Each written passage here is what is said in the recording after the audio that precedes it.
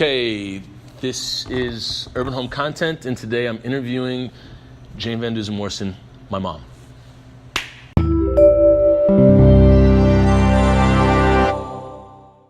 No, you just look at me. Okay. It's totally fine. Cool, so how are you doing today? Good. That's good. I'm working at home today.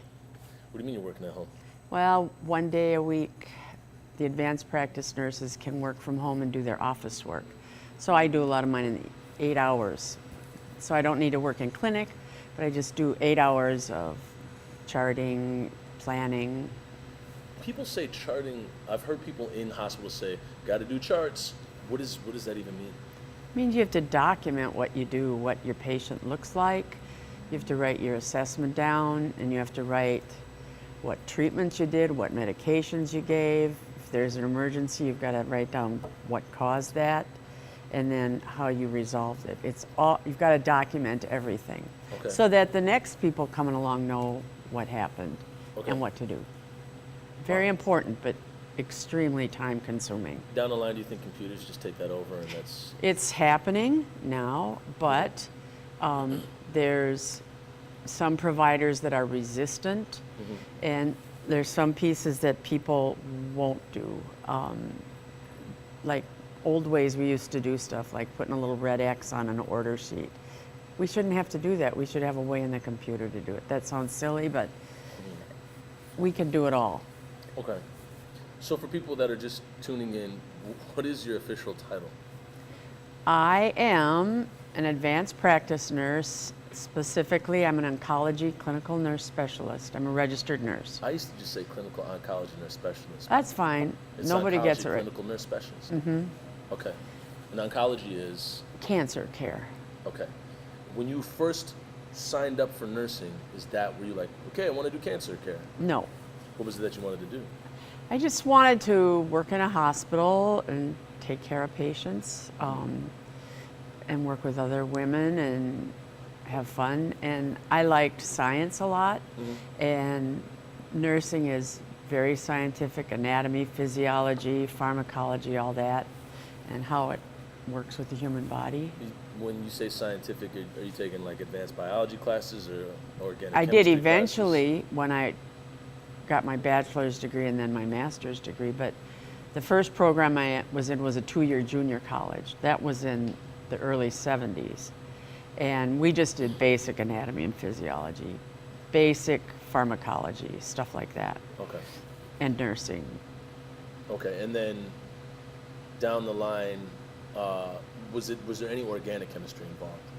Yes, when I was doing my bachelor's degree at St. Catherine. Okay, I just feel like I saw like an organic chemistry. That's when I was doing it. Growing up, because you had a bunch of them, and there was the one with the different test tubes. And oh yeah, like that's microbiology. Red. I loved that. And purple, microbiology. Yep, yeah. I still got that book.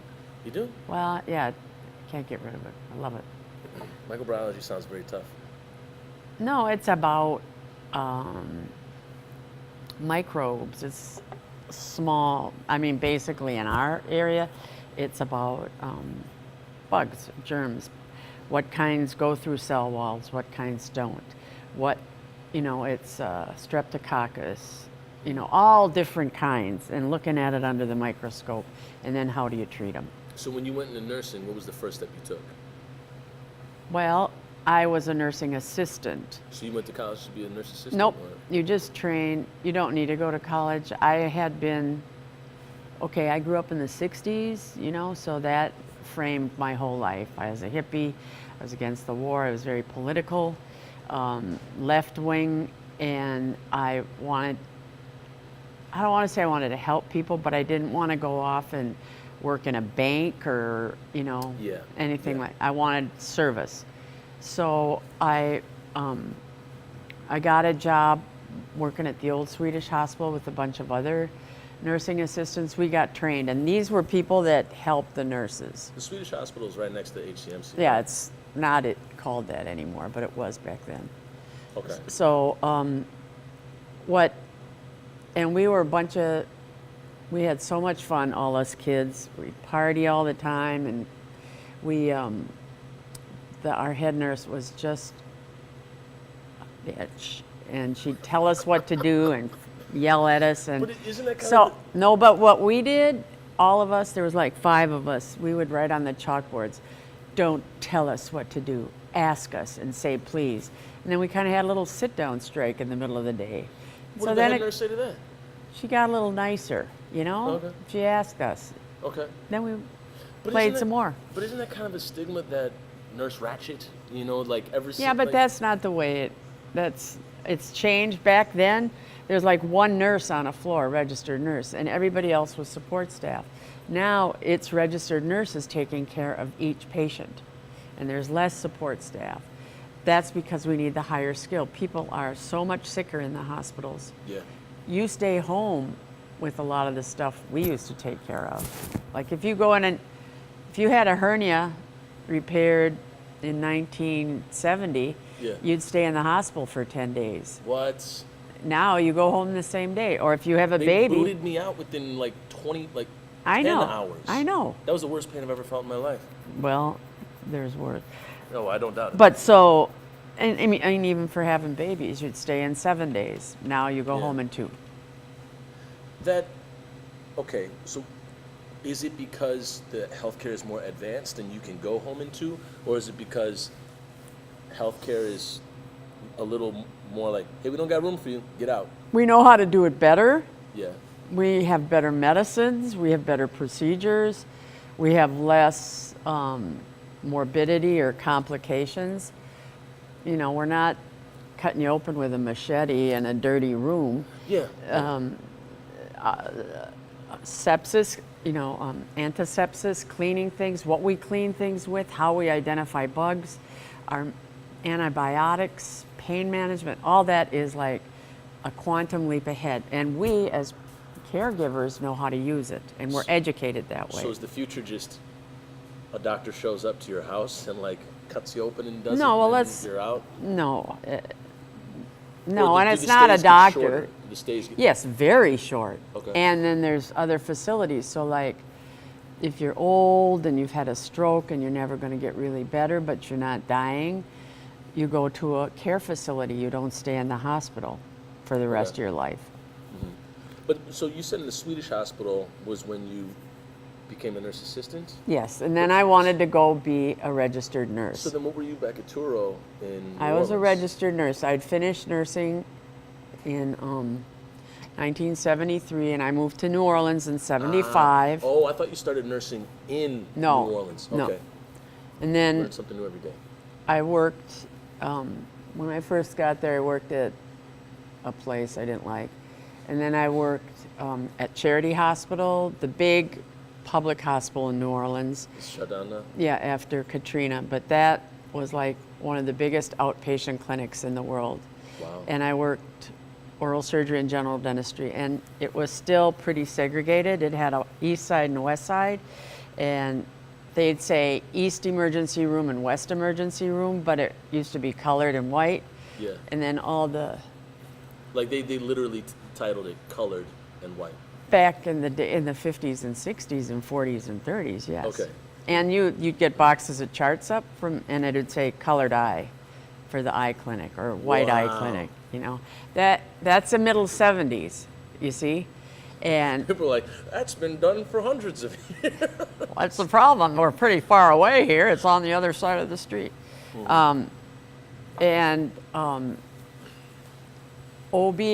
The OBGYN clinic was in this huge, it was like a giant theater.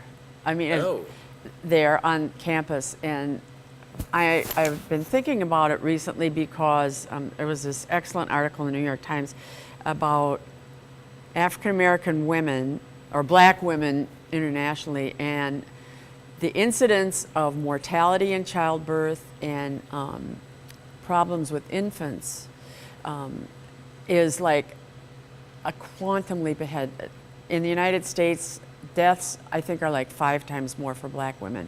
But the data is so compelling. It was done in Ann Arbor and it was a huge long article and I can't remember all of it. But they blame it on the weathering of black women, of all this stress that they take, physical, emotional, racial, Yeah. job, all that. They're not listened to and their hypertension isn't dealt with during pregnancy, which is a huge risk factor. Yeah, yeah. Diabetes, all this, and that translates into low birth weights and sick babies and Yeah. dead babies. Yeah, it's true. And mothers that have problems. And I witnessed down there, again, this was the 70s, those physicians who were residents seeing women during pregnancy and then telling them they really needed to be sterilized afterwards. So was that forced sterilization? I think, yeah. Whoa. And you know, we would talk about that then when we were fighting for abortion rights. We wanted abortion rights for women, but no forced sterilization. That was always coupled. So unfortunately, I witnessed it. So Yeah. How did that change you? it made me mad, makes me sad. Yeah.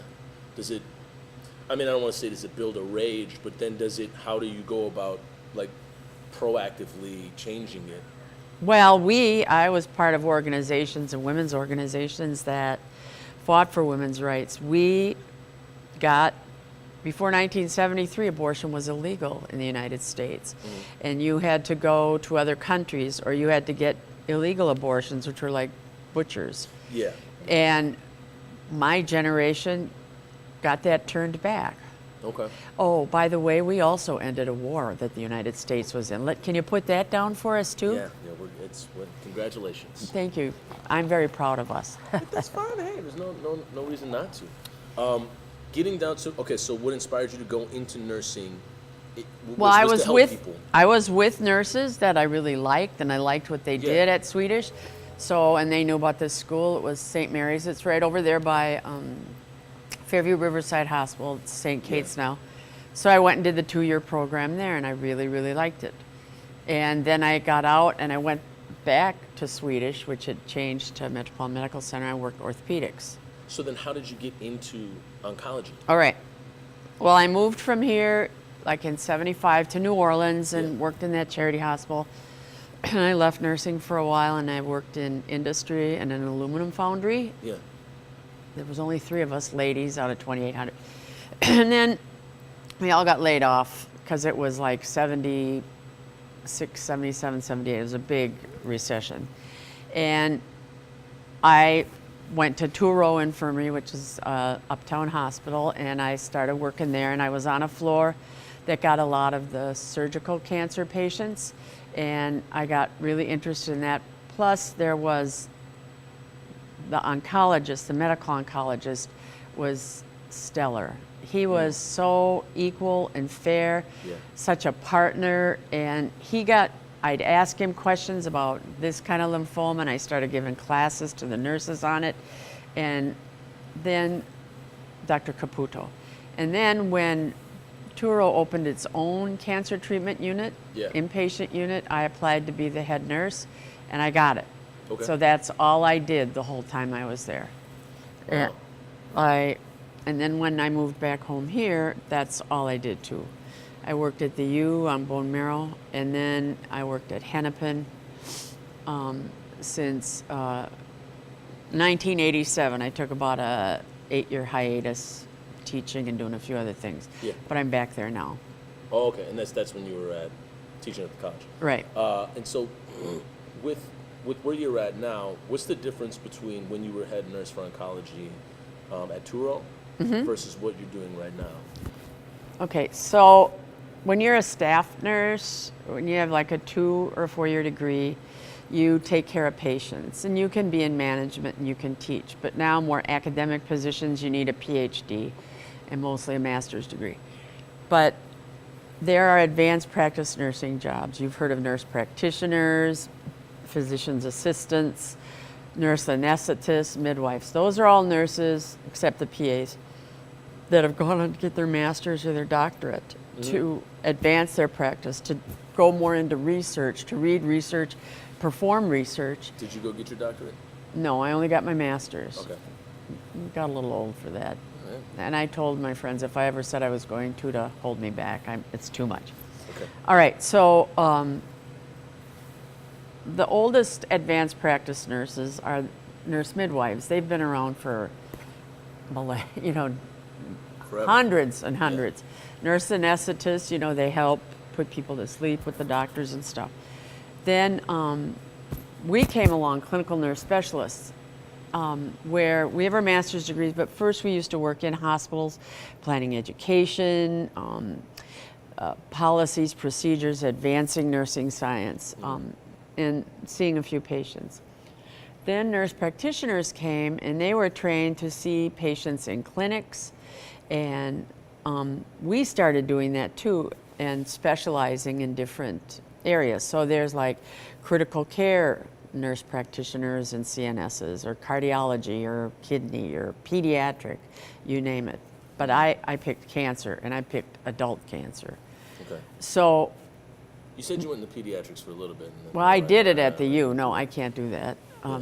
And you know your own limit, and I'm glad people like that, Well, yeah, I mean. and I don't. Well, I mean. I can't. Well, Annie does it. I mean. I it's know, just and kinda like, that's crazy. Like, I know. I could never do that. No. So I, wait, where was I? That's okay. I'm just. Okay, so my role, the CNSs, it's kind of a dying breed. It's not used as much anymore. It's the nurse practitioner. And I don't think that's right, I'm going to say, but I'm not going to argue about it. But now because of all the laws that have come forward about advanced practice nurses, I can prescribe medication. I took special classes for that. I can write orders for tests and all that. There's certain procedures I can do, whereas before I couldn't do that. And so what I do now, I work as an advanced practice nurse with our breast surgeons at Hennepin. I do all the breast cancer management with them. It's very specialized. And I see everybody before they see the doctors. I go over their diagnosis and explain stuff, and then feed them into them, make sure everything gets set up, teach their family. I look at all their labs and test to make sure all is okay, or do we need something else. I navigate them, I'm with them as much as I can, and then as they don't need me, then I kind of backslide, but I'm always there. Why do you say CNSs are a dying breed? Because we're nurse practitioners, okay, it's all about physicians. I thought at this point in my career, things would be a little more equal, and I just don't think that doctors and nurses would be more partners, and there'd be more nurses that were men and doctors that were female, and that is certainly happening, but it's still time-honored sexist crapola. Okay, fair enough. And this isn't all doctors, but the view is that physicians are superior. Yeah.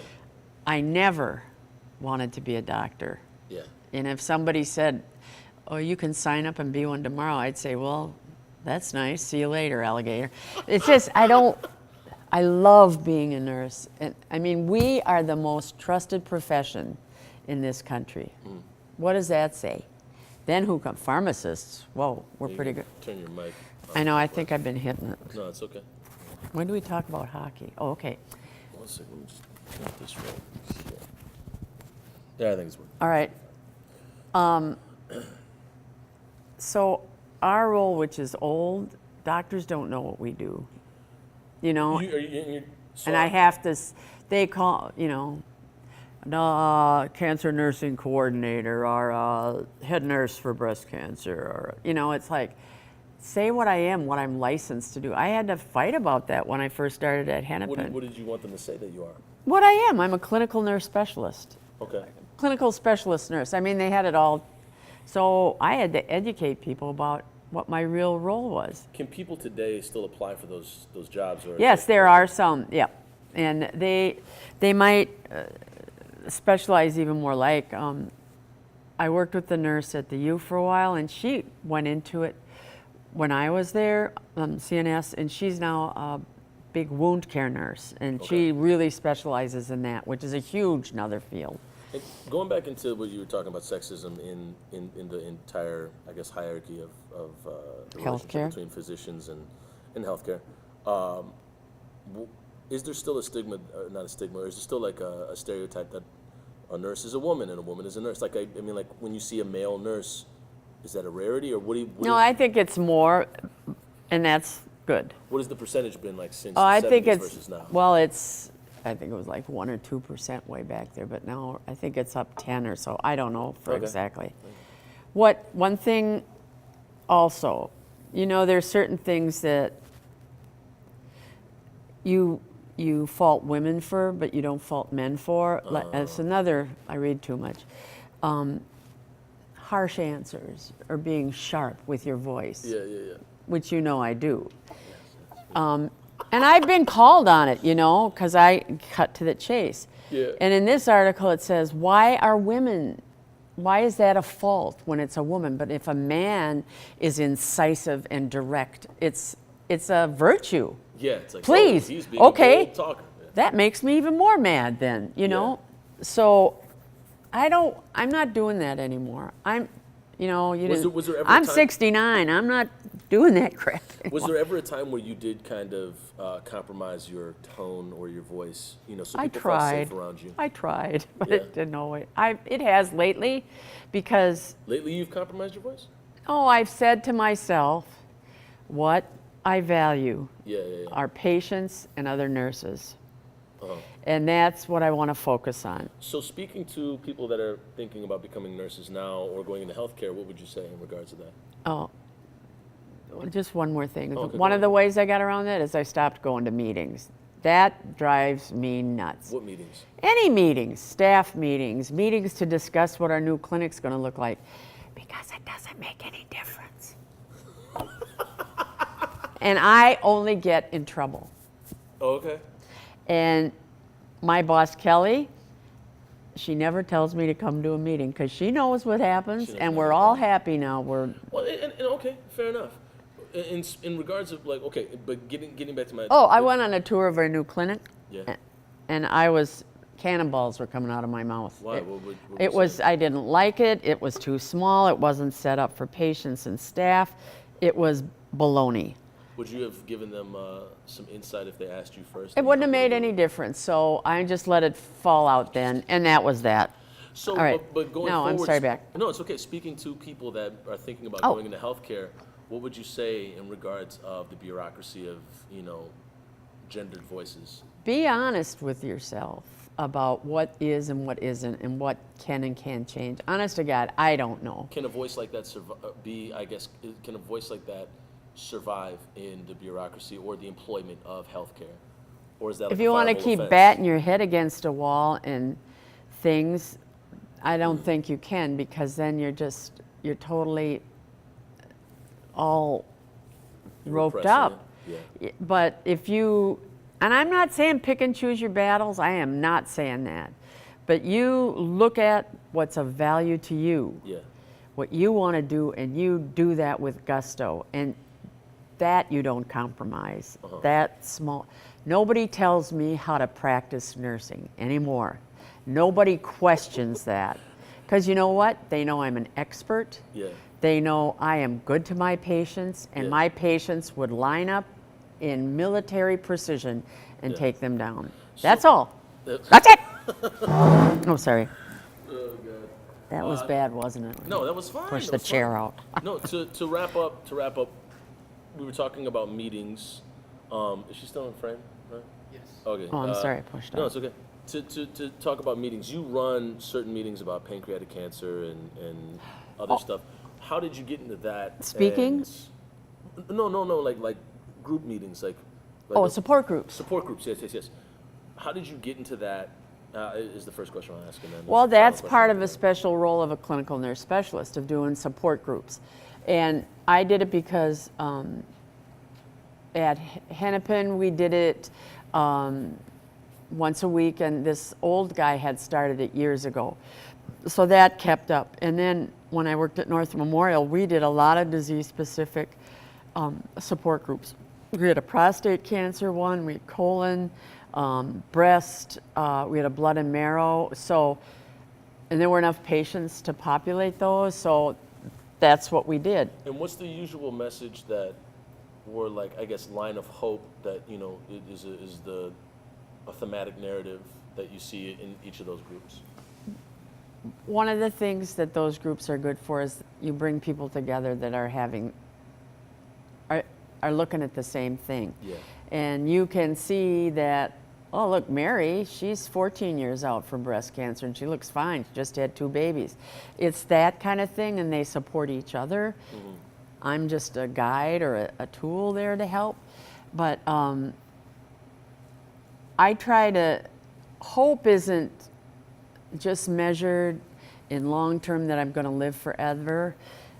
There's been a lot of study. Hope can be that I'm going to take an easy breath in the next 5 minutes, or that I can taste a roast beef po' boy from Rocky and Carlos again, or those hope, or that I can see my grandson graduate high school, or those. You said about how to measure it and how to own it yourself. Okay. But you gather others around you that can help you with that. That's hope. It's not the big thing, I'm going to live forever. That's a crock-a-patooey.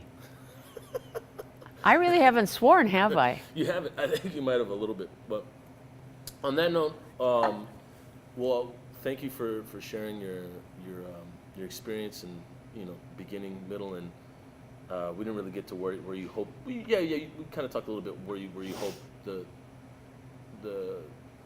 voices for nurses go down the line, and what advice you give. And I think too, volunteering is important for nurses, for everybody. As I head into my retirement, I wish I could work part-time.